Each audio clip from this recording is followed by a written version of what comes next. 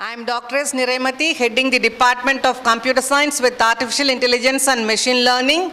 And here I am going to give a talk on a sneak peek into blockchain. And this is the roadmap of my lecture. I am going to discuss about blockchain technology, why blockchain, exemplar, must-know terminologies in blockchain, what exactly is blockchain technology, and use cases.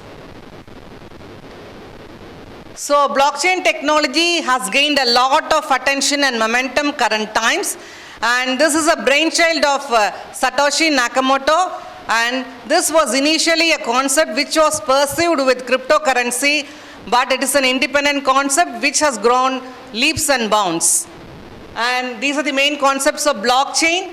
That is, it keeps information distributed. There is no concept of central database in the technology, and everyone knows everything, and each monitors that others don't meddle with their data, thus ensuring data integrity. And now let us think of a scenario where a traditional online transaction happens. That is, party A wants to send $10,000 to party B, and necessarily there should be a third party who is going to validate the entries, safeguard entries, and preserve historic records.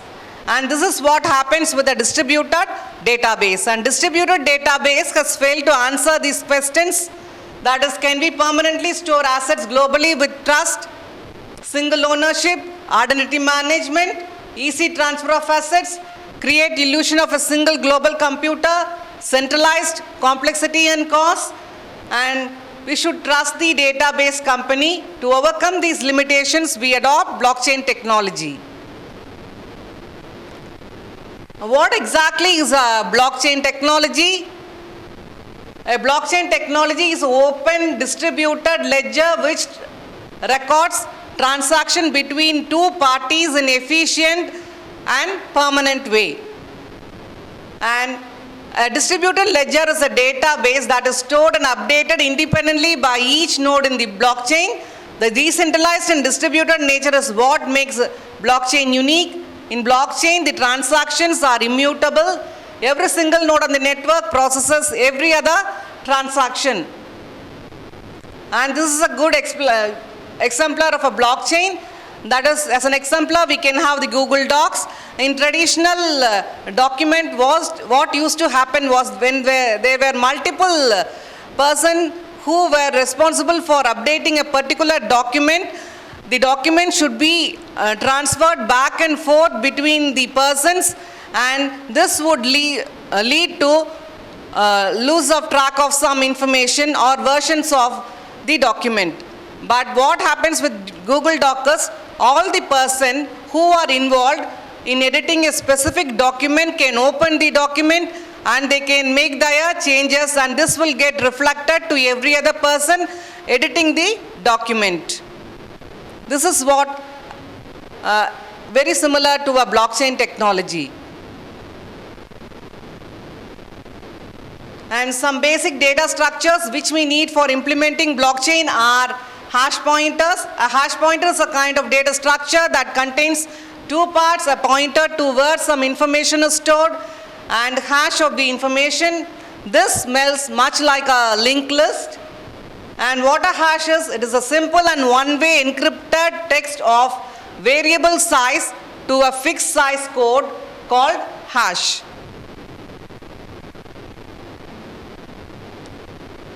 And we can think of blockchain as a linked list with a hash pointer, and this very data structure is called as a blockchain.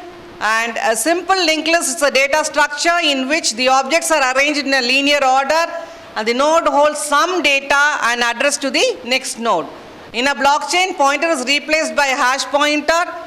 So along with address, you also maintain the hash of the data structure of the node it's currently pointing to. And these are the step-by-step process which is carried on with the nodes of a blockchain.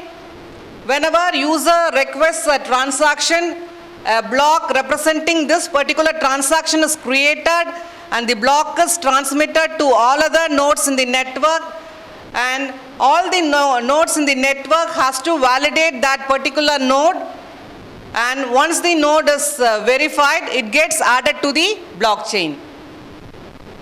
And these are the remarkable benefits of a blockchain technology: faster settlement, immutable, increased network capacity, shared and distributed, and the data more secured, and we have a decentralized database. And with the blockchain, we have private blockchains as well as public blockchains. In public blockchains, anyone can participate. In private blockchains, participants are known and trusted. And here, this private blockchain is maintained by a conglomerate of companies which are authentic to access that particular information. This is how a transaction in blockchain is verified. In a blockchain, for a transaction to be considered valid, it will be processed by a validation process known as blockchain mining. Mining is when a group of nodes use their computing resources to create a block of valid transactions. And this is the technology stack of a blockchain, where we have the application layer, services and optional components, protocol layer, network layer, and infrastructure layer. And these are the interfaces. And these are some of the use cases of blockchain technology, but not limited to these use cases. First one is feasible payment. Next one is creating smart contracts. Next is Internet of Things, real estate, personal identity safety, logistics, entertainment industry, education, healthcare, and non-fungible tokens. Thank you.